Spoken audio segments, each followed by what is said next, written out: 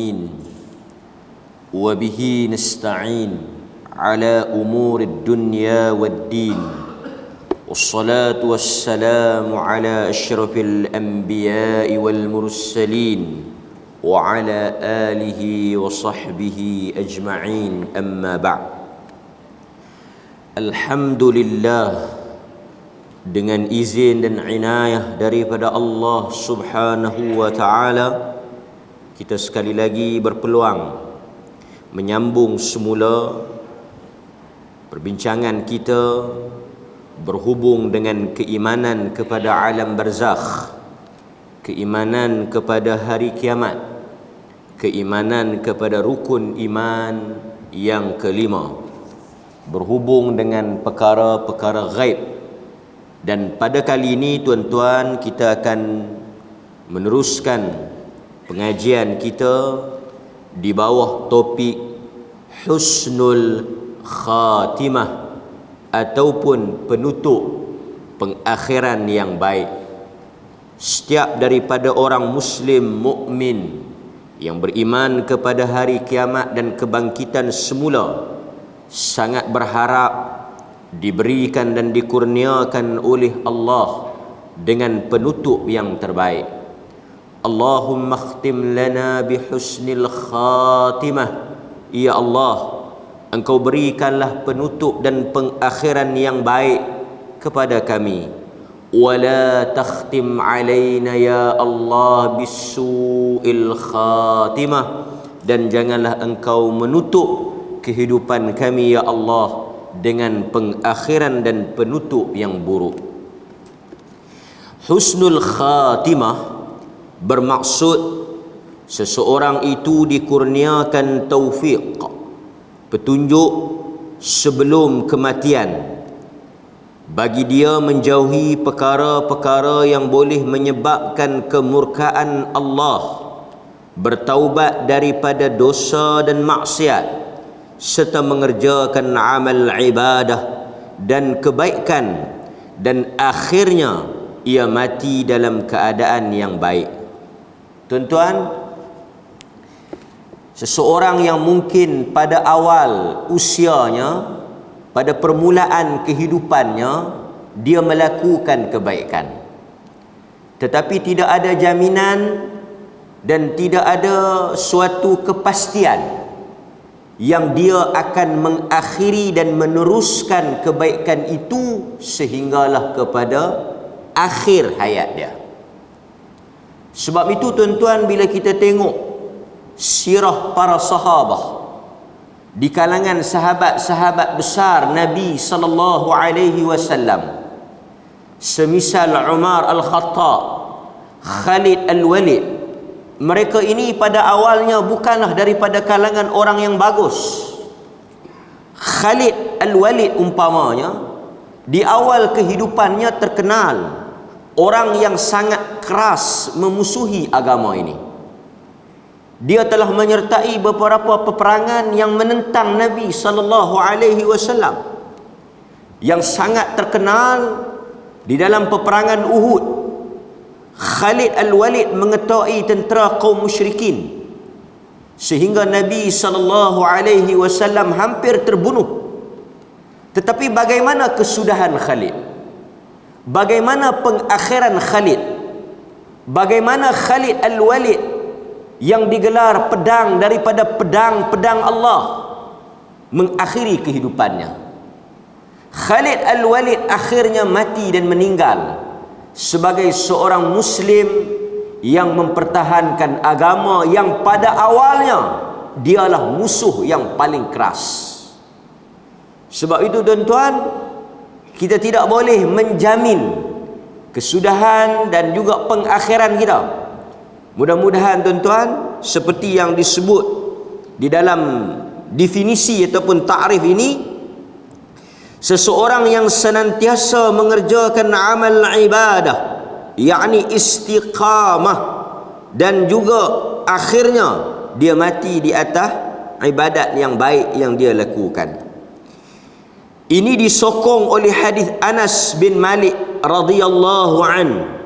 Beliau berkata, bahawa Rasulullah sallallahu alaihi wasallam bersabda, "Idza aradallahu bi'abdin khairan ista'malahu qalu wa kaifa yasta'miluhu qal yuwaffiquhu li'amalin salih qabla mautih."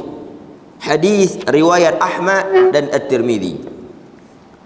Kata Nabi sallallahu alaihi wasallam daripada Anas bin Malik radhiyallahu an, apabila Allah mengkehendaki, arada yuridu artinya Allah mengkehendaki. Pasal itu kita sebut iradah, kehendak. Apabila Allah menginginkan bi'abdin khaira, dengan seseorang hamba itu kebaikan. Tuan-tuan, apabila kita sebut tentang iradah, kehendak Allah Azza wa Jal, dia ada satu dia panggil kehendak Allah yang bersifat iradah kauniyah. Kehendak Allah dari sudut penciptaan. Kauniyah ni dari sudut kejadian. Yang ni semua berlaku. Allah mengkehendaki kita lahir dalam keadaan sihat, lelaki, hitam, putih. Maksudnya dari sudut penciptaan itu confirm jadi. Allah mengkehendaki sifatnya begini, bentuknya begini, warnanya begini, kejadiannya begini. Dari sudut alam ini jadi. Tapi tuan-tuan, ada satu lagi dia panggil iradah syar'iyah, kehendak dari sudut syariat. Allah Azza wa Jal, dia mengkehendaki manusia beriman kepada dia. Inna ad-dina 'indallahil Islam. Agama yang Allah nak, yang Allah redha di sisi dia, Islam. Allah nak semua manusia ini beriman, tetapi tidak semua manusia ini memilih untuk beriman.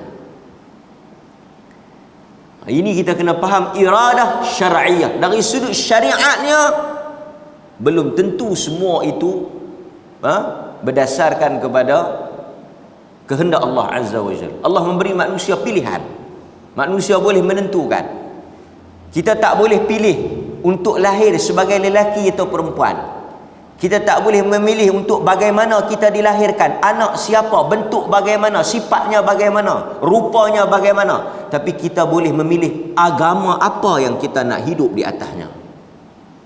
Wa man yabtaghi ghairal Islam, sesiapa yang memilih selain daripada Islam dinan sebagai agama, falan yuqbalu min wa huwa fil akhirati minal khasirin, Tuhan takkan terima daripadanya amalan dia. Artinya manusia yang menentukan pilihan agama dia. Sebegitu juga tuan-tuan, macam mana kita nak mati juga pilihan kita. Bagaimana kita nak hidup sebagai seorang mukmin, sebagai seorang kafir, sebagai seorang yang mentaati ataupun sebagai seorang yang kufur, juga di atas pilihan kita. Pasal itu Allah Subhanahu wa taala kata manusia memilih. Yang ni yang kita sebut sebagai iradah syar'iyah, pilihan kehendak Allah Subhanahu wa taala yang tidak semestinya berlaku. Baik.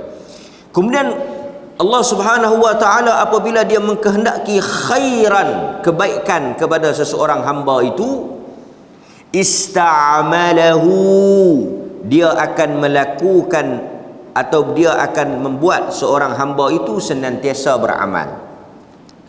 Lalu sahabat Nabi yang dengar Nabi sebut hadis ni, mereka tanya balik kepada Nabi. Dia kata, wa kaifa yasta'miluhu ya Rasulullah, bagaimana, apakah yang dimaksudkan dengan dia akan membuatnya sentiasa beramal? Apa yang maksud bila Nabi kata Allah bila nak seseorang itu baik, dia akan menjadikan seseorang itu sentiasa beramal? Lalu sahabat tak faham maksud sentiasa beramal tu. Yang dikatakan sentiasa beramal tu macam mana Allah buat? Kata Nabi, tak, macam ni maksudnya.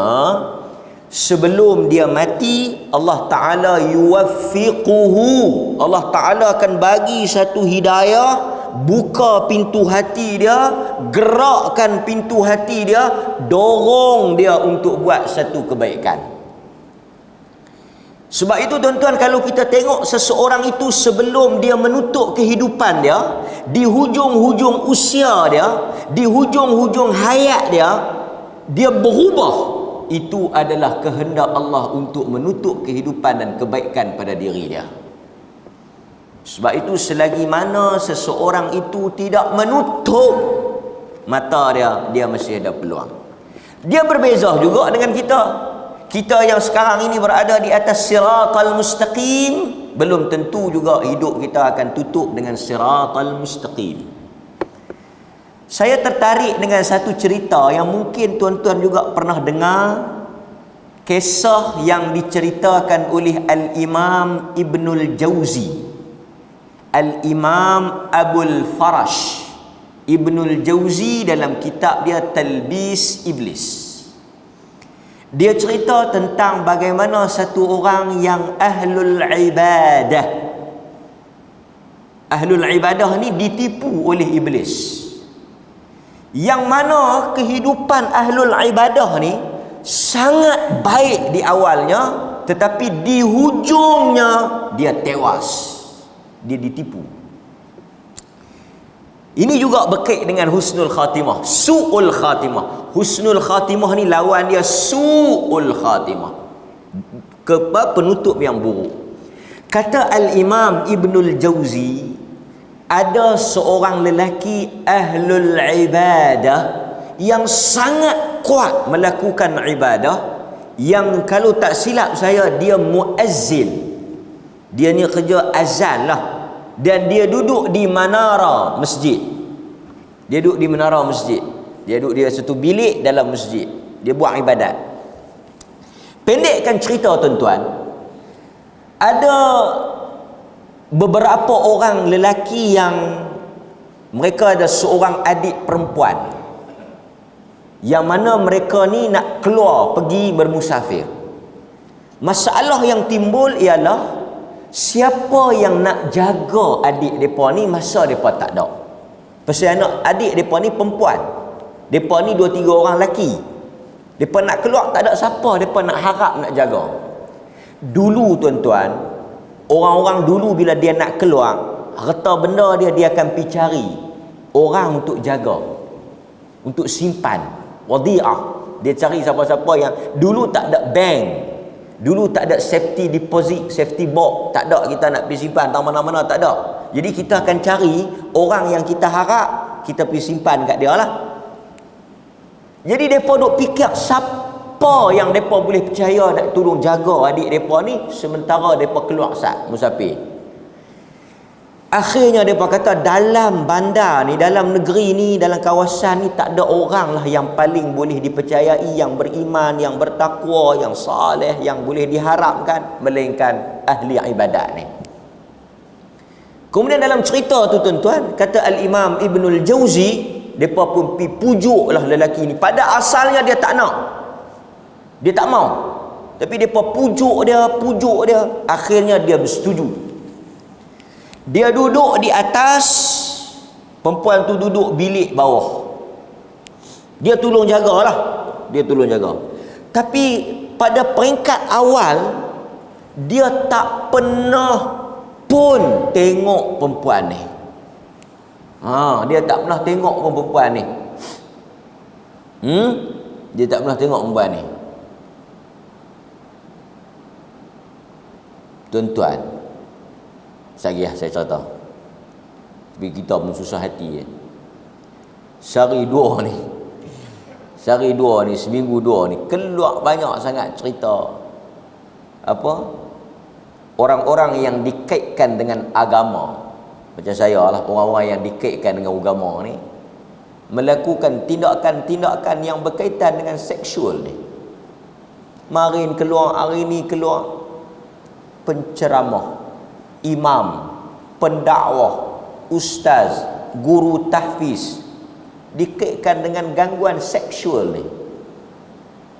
Pelajar, rogol pelajar, liwat pelajar, gangguan seksual pada pelajar. Kita tengok macam tak ada kesudahan puak ni.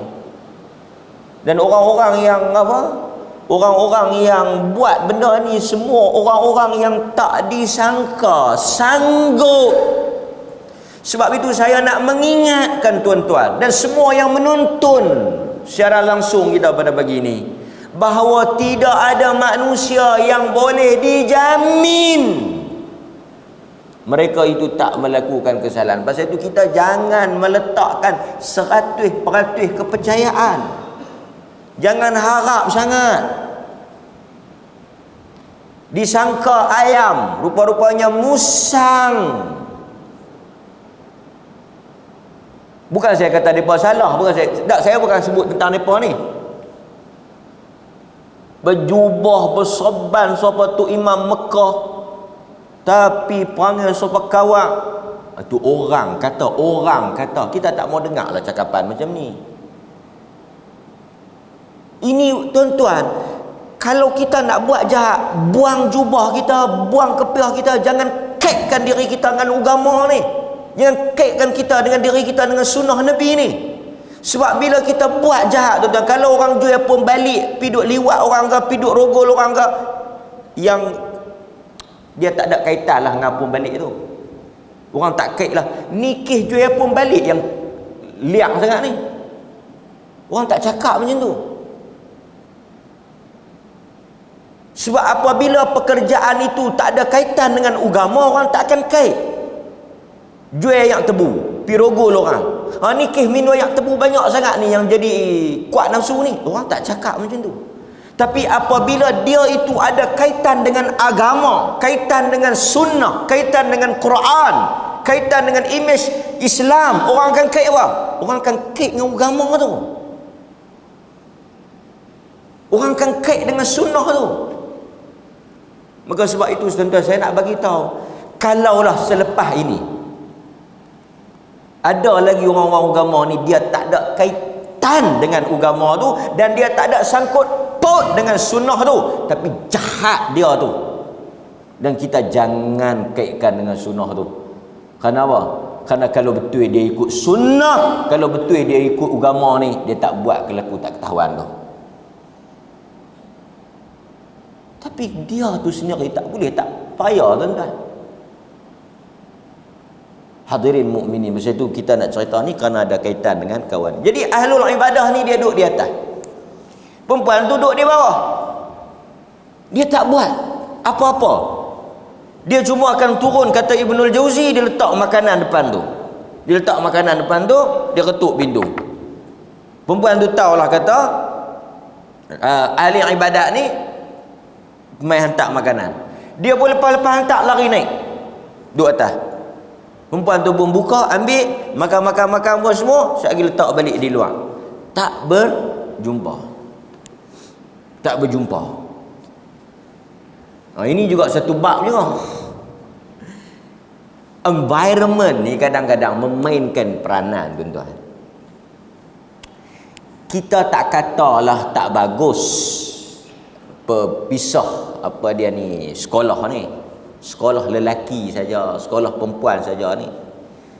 Tapi dari satu sudut kadang-kadang benda ni memainkan peranan.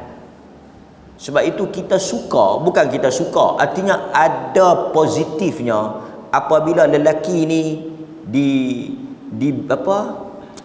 Bukanlah digaul, dicampurkan, tapi diberikan pendedahan. Sekolah lelaki ni juga ada budak-budak perempuan. Habis sangat dia pun nak bercinta pun tak apalah. Cinta lelaki dengan perempuan ni memang itu fitrah dia. Kan? Tapi kalau sekolah lelaki saja ni bukanlah semua. Tapi kebanyakan orientasi yang melawan tabi'i, yang luar daripada tabiat ni. Yang binatang pun tak buat kelaku hang ni. Semua ni boleh kata mai daripada bila duk jumpa dengan perempuan, laki-laki saja ni, dia sexual orientation dia tu jadi pelik. So pasal tu kadang-kadang bila dia bercampur, dia kelas dia perempuan, dia tengok perempuan, dia berkenan, dia balik habaq kat mak dia, mak cik berkenan kat Ramlah. Mak dia dah tak apa, nanti mak fikir hang mengaji bagi elok dulu. Tapi kalau dia balik, mak cik berkenan dekat Ramli, yang mana cikgu dia nak buat? Cik geram tengok Ramli, cik geram. Hampir geram dekat Ramlah tak apa, hanya geram kat Ramli. Kalut aku. Pasal tu kadang-kadang manusia, pasal tu Nabi lam nara 2-3 hari ni kita pergi kenduri menikah tuan-tuan. Kita dalam negara kita orang Islam ni kita lega, kita tengok kita 2-3 hari kita pergi raih orang menikah. Fitrah manusia. Nabi kata lam nara mutahabbaini mithlan nikah. Lam nara mutahabbaini mithlan nikah. Nabi kata kami tak pernah nampak atau taklah, bukan dikatakan mutahabbain, cinta itu, melainkan nikah. Artinya dua orang yang bercinta tu depa bernikah. Artinya agama iktiraf cinta. Agama terima ada perasaan cinta. Sebab sebelum nak kahwin kena cinta. So kalau bercinta ni tak salah, tapi macam mana dia salurkan cinta tu. Dia abang kat mak dia cinta. Apa hang ni cinta-cinta apa ni? Baguslah dia ada perasaan. Perasaan dia pula sesuai dengan tabi'i fitrah dia tu. Kita hanya di negara-negara orang bukan Islam, tuan-tuan tengok dalam video-video lah ni, tuan-tuan boleh bayang kita pergi makan kenduri lepas ni, kita tengok dua-dua jantan atas pentas. Gulai rebung tu pun jadi melugai meloya pelik. Dulu orang tanya anak tono menikah dengan anak dara mana? Kita duk bimbang 5-6 tahun lagi orang takkan tanya anak tono ni menikah dengan anak tono mana? Ini bala. Dan kita duk tengok dia punya kecenderungan itu berlaku. Yang lebih menakutkan, dia berlaku di kalangan orang yang berpakaian agama. Yang menyebabkan orang tu, sebahagiannya tuan-tuan, kes-kes yang kita jumpa, sebahagian kes-kes yang kita selesaikan, orang kecewa sampai orang tinggal tak kata saya ingat saya dah hilang percaya pada agama ni. Orang tak pi ke tahap itu ya. Kan? Tuan-tuan bayangkan, saya bagi contoh. Satu pihak yang dia orang masjid, kita harapkan jaga masjid, dia pergi perjalanan masjid. Orang kata orang masjid ingat tak boleh pakai. Sampai ke situ. Hadirin mukminin. So 2-3 hari dia duk buat kerja tu, dia letak dia naik, dia tak pernah tengok perempuan. Perempuan tu dia tak pernah tengok. Iblis main peranan. Iblis kata tak elok, tak manis, kurang beradab sikap dan tindakan hang ni. Letaklah, bagilah secara beradab. Ni tok macam bagi makan kucing ya, bagi makan anjing, tok naik ketuk pintu bagi, bukan nak buat apa, nak bagi elok-elok. Hang tengok bagi elok-elok. Dia pun terpengaruh. Ni dia panggil bisikkan syaitan ni, wah-wah syaitan. Dia pun ketuk, dia kata ni mula bertentang mata bagi. Lepas tu syaitan ni dia tak terus hang pi berzina. Tak. Dia tak terus tuan-tuan, dia tak terus pergi gear 4. Dia gear 1, masuk gear 2, gear 3. Syaitan makhluk yang sangat sabar. Syaitan ni kalau kita boleh ikut, hebat. Dia sabar sampai ke mati tu. Lagi tak mati dia tak lepas. Dia bukan ada pencin tuan-tuan, dia tak ada pencin. Bukan sampai 60 dia tahu takat ni aku nak hasut aku pun pencin nak rehat tengok. Tak ada. Lagi tuan-tuan tak mati yang kata qarin tu, yang tuan-tuan beranak saja dia pun mai tu, qarin tu dia akan duduk sampai sama ada tuan-tuan mati atau dia mati, antara dua ya. Dia pun akan mati juga, tapi mungkin dia akan tuan-tuan mati dulu lah. Tapi dia akan senantiasa. Lepas tu hang tanyalah sepatah khabar macam mana duduk dalam bilik tu, sakit demam apa dia, penin ke nak apa ke, tanyalah, sembanglah sikit. Tanya dia perlu apa, tanya dia nak suruh bercakap, dia nak suruh bercakap. Lepas tu tuan-tuan dia pun letak, dia tanya lah, ni macam mana makan sedap ke, ada nak teringin order menu lain ke apa ke, western ke apa ke, habaq kan, ala Thai ke apa semua dia. Lepas tu tuan-tuan, apa yang berlaku? Kita pendekkan cerita, ringkaskan cerita. Berlaku desakan, godaan, runtunan nafsu itu. Gelojak nafsu itu mula membakar. Perempuan tu mula-mula ajak. Pendekkan lagi, ringkaskan lagi, dia tak mau. Akhirnya apa dia? Dia mula menyentuh minuman keras, arak. Bila dia minum, dia mula dengan starting dia apa? Minum arak. Dia panggil Ummul Khaba'is. Ibu kepada segala kejahatan ni, dia start dengan arak. Mula dia minum arak, lepas tu dia tenggelam punca, dia berzina dengan perempuan tu.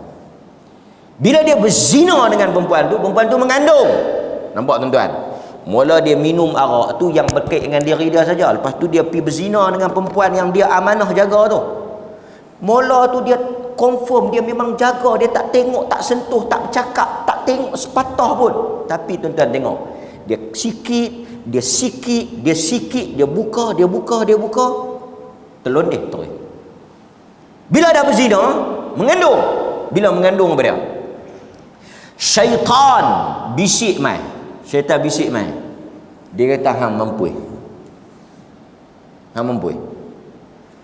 Balik abang-abang dia, apa akan berlaku pada hang? Bila balik abang-abang dia dapati amanah yang depa suruh hang jaga adik dia, yang depa suruh hang tengok adik dia, yang depa letakkan kepercayaan kepada hang dah buat benda tak elok, dah mengandung mampu. Masyarakat nanti akan kata apa?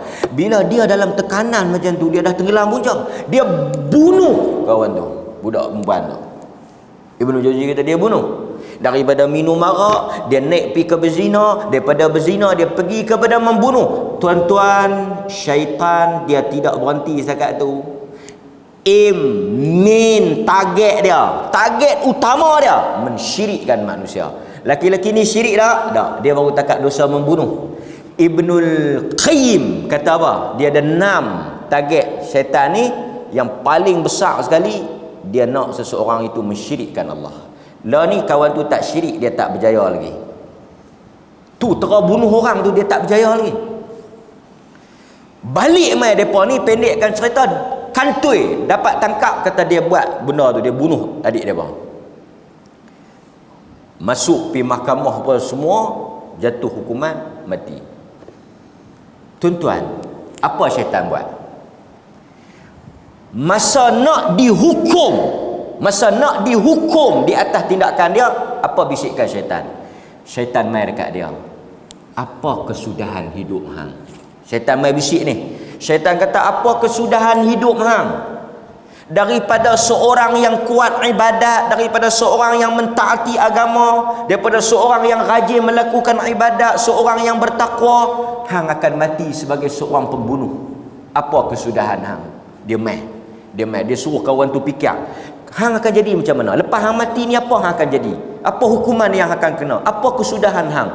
Sebab dulu hang bagus lah, tengok hang akan mati atas apa? Kalau hang nak selamat, hang ikut aku.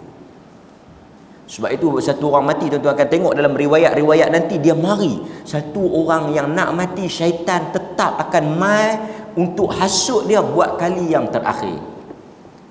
Sebab itu kita disunatkan ajak talqin la ilaha illallah, kerana kita akan bertembung dan kita akan berebut dengan syaitan untuk mendapatkan kawan tu buat kali yang terakhir. Sama ada dapat kat dia atau dapat kat kita. Akhirnya dia duduk fikir, dia menyesal, dia tak ada punca dah. Dia pun kata, aku mengikut apa yang kau kata. Akhirnya dia mati, bukan sebagai seorang penzina, bukan sebagai seorang peminum arak, bukan sebagai seorang pembunuh. Dia mati sebagai satu orang yang tunduk, turut kepada syaitan, mensyirik dan kufur kepada Allah. Asal daripada seorang ahli ibadah. Ibnu Jauzi kata, nampak macam mana talbis iblis belik dia sampai dia mati sebagai orang yang kufur. Ni saya nak habaknya, nak Ibnu Jauzi bawa cerita tu, dia nak bagi tahu macam mana syaitan pemain tipu kawan tu, ahli ibadat tu. Saya bawa cerita tu nak kaitkan bagaimana awalnya bagus, hujungnya rosak. Awalnya elok, hujungnya jahanam. Itu poin saya. Nampak tuan-tuan hadirin mukminin. Kemudian tuan-tuan, Nabi SAW sebut dalam hadis yang kedua yang di bawah tu, idza aradallahu azza wa jalla bi 'abdin khairan 'asalahu qil wa ma 'asaluhu qal yaftahu Allahu azza wa jalla 'amalan salihan qabla mauti thumma yaqbiduhu alaih. Jika Allah azza wa jalla menginginkan kebaikan kepada seorang hamba, dia akan memberikan asal ni madu kepada seseorang itu. Jika Allah nak akan kebaikan, Allah akan bagi kemanisan, madu kepada orang tersebut. Lalu sahabat bertanya, ya Rasulullah, bagaimana Allah menjadikannya seperti madu? Nabi SAW kata, Allah menjadikan orang yang Allah nak kebaikan itu seperti madu, dengan Allah Ta'ala akan membuka pintu hatinya, memberikan hidayah, membuka hati dia itu untuk beramal saleh sebelum dia mati, kemudian Allah mencabut rohnya. Nampak tuan-tuan? Jadi kita lah yang buat baik ni tak ada jaminan. Tuan-tuan doa, pasal tu ramai orang yang kita, pasal tu di antara husnul khatimah apa dia? Kita dengar satu orang itu mati di atas amalan saleh. Nabi kata, siapa yang Allah Ta'ala bagi dia pergi berjihad, dia mati, masuk syurga. Siapa yang dia berpuasa, kemudian dia mati dengan puasa tu, dia masuk syurga. Siapa yang bersedekah, kemudian dia mati di atas sedekah tu, dia masuk syurga. Itu ada dalam hadis.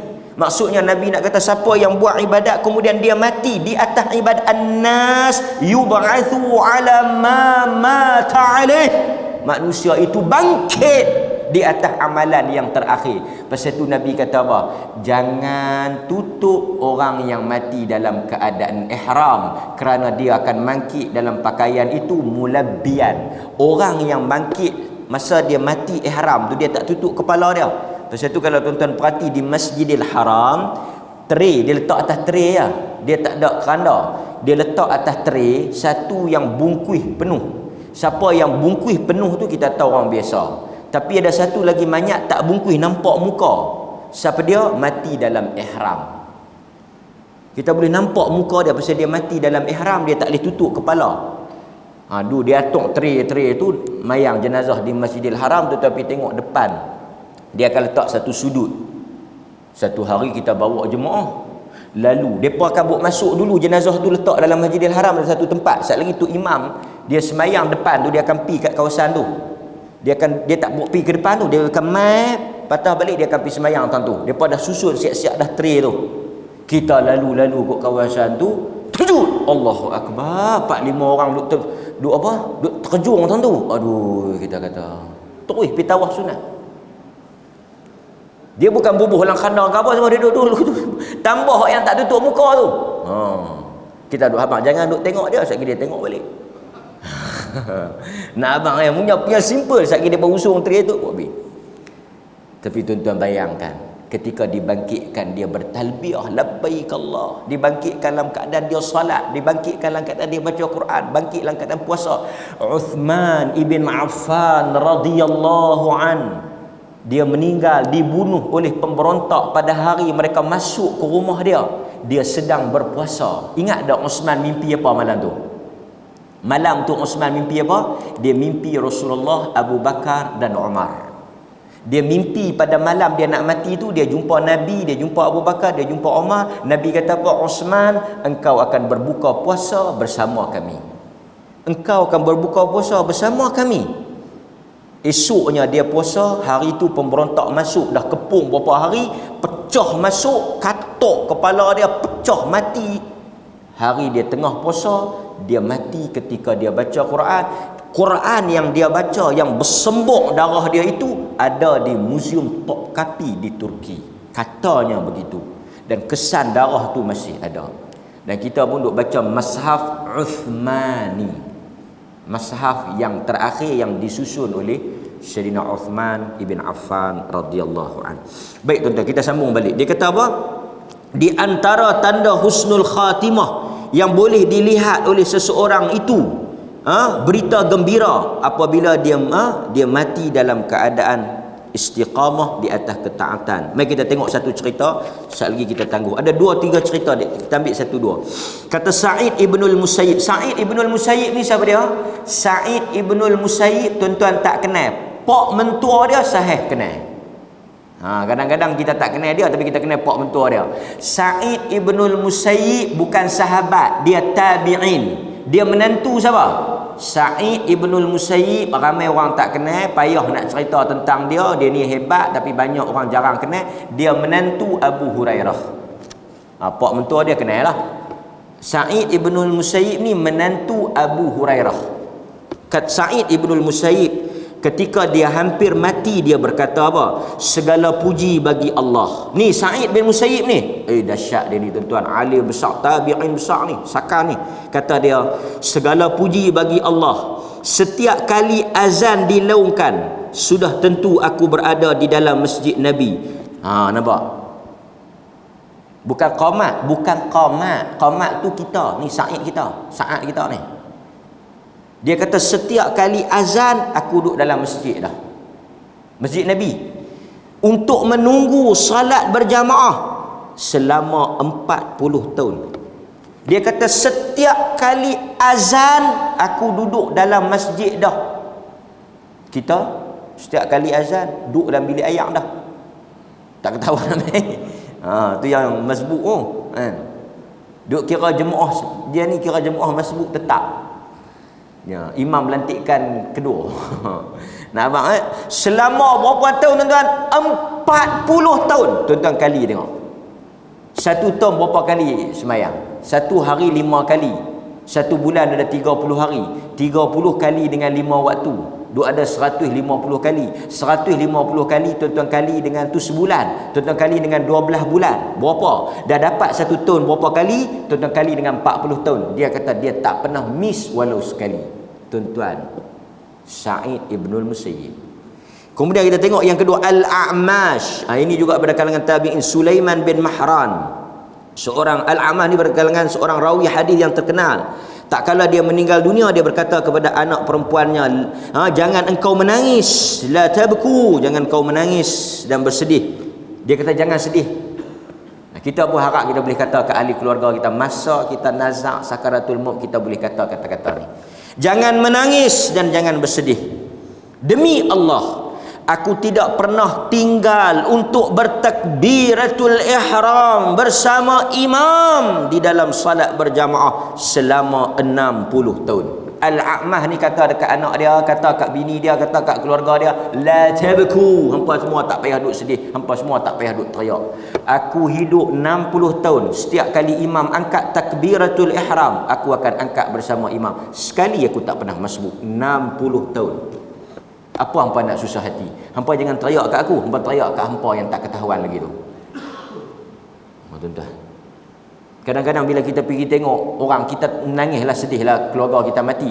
Tapi sepatutnya yang lebih besar, yang lebih utama, kita kena teriak kat diri kita. Kerana dia dah mati di atas kebaikan. Kita belum tentu. Kita belum tentu. Yang teriak patutnya teriak kat kita. Macam mana kita nak sudahi hidup kita, hadirin mukminin. Macam kita baru meninggal hari itu, Ku Abdullah, saya selalu duk sebut cerita dia, guru Quran. Sampai hujung usia dia duduk atas katil pun dia duduk mengajar lagi Quran. Kita pergi, kita sedihlah pasal dia dah meninggal. Tapi kita kena sedih kat kita, kita kena menangis kat kita. Adakah kita juga akan sama, bersama dengan Quran macam dia bersama? Adakah kita juga akan baca, mengajak, main, bergelumang dengan Quran macam mana dia bergelumang sampai akhir hayat dia? Itu kita kena tanya. Dia kita menangis tapi kita puas hati, kita seronok, kita lega pasal sampai hujung hayat dia, dia baca Quran, dia ajak orang Quran. Dan boleh kata semua guru Quran yang ada dalam perlis ni pernah mengaji dengan dia. Itu kita sedihlah dia mati, kita sedihlah dia tak ada. Tapi dari satu sudut, dia sebenarnya bersyukur.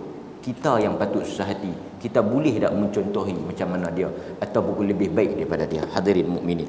Kata Abu Muhammad Abul Haq rahimahullah, ketahuilah sesungguhnya su'ul khatimah tidak akan terjadi, tidak akan berlaku kepada orang yang sentiasa istiqamah zahirnya, begitu pula batinnya. Alhamdulillah, itulah apa yang selalu kami dengar. Kata Ummul Mukminin Aisyah radhiyallahu an, Nabi sallallahu alaihi wasallam bersabda, apabila seorang mukmin itu hampir bertemu dengan Allah saat sakaratul maut, ketika dia memperolehi rahmat Allah dan keredaannya, dia akan diberitahu masa dia nak mati itu dia memperolehi rahmat dan keredaan Allah, dia rindu bertemu dengan Allah. Ini orang beriman. Allah dah mai habaq dekat telinga dia, mai hantar malaikat bisik dekat dia. Yang pertama rahmat Allah, yang kedua redha Allah, yang ketiga Allah rindu nak jumpa hang. 3 benda tuan-tuan. Allah redha dekat hang, Allah rahmat dekat hang, dan Allah sangat nak jumpa dengan hang. 3 benda orang yang hampir mati ni diberitahu. Hadis ni yang diriwayatkan oleh Al-Bukhari dan Muslim. InsyaAllah dalam kuliah yang akan datang kita akan sambung tanda-tanda seseorang itu menutup hidupnya dengan penutup yang baik. Wassallallahu ala nabiyyina Muhammad wa ala alihi wa sahbihi wasallam. Walhamdulillahi rabbil alamin. Wassalamualaikum warahmatullahi wabarakatuh.